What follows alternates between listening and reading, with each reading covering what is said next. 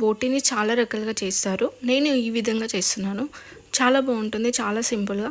నేను బోటీ ఫ్రై కూడా పెట్టాను వీడియో, చాలా బాగుంటుంది. అది కూడా కింద పెడతాను, చూసేయండి. గ్రేవీ కర్రీ ఎలా చేసుకోవాలో చూసేయండి. ముందుగా బోటీని బాగా కడుక్కొని కొంచెం సాల్ట్, కొంచెం పసుపు వేసి ఉడకబెట్టుకోవాలి. తర్వాత ఒక ప్యాన్లో ఆయిల్ వేసుకొని ఒక బిర్యానీ ఆకు, లవంగాలు, దాల్చిన చెక్క వేసుకోండి, ఫ్లేవర్ బాగుంటుంది.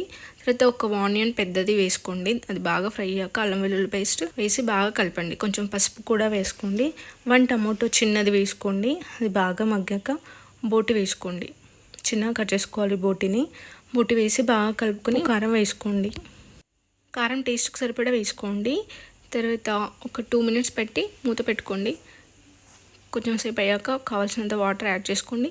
దీంట్లోనే ఎండు కొబ్బరి పొడి అయినా పచ్చిదైనా వేసుకోండి, చాలా బాగుంటుంది. నేను వేసుకోలేదు, ఆప్షన్ అండి. తర్వాత కొత్తిమీర వేసి సర్వ్ చేసుకోవడమే, చాలా బాగుంటుంది. ట్రై చేయండి. ప్లీజ్ సబ్స్క్రైబ్, లైక్ చేయండి.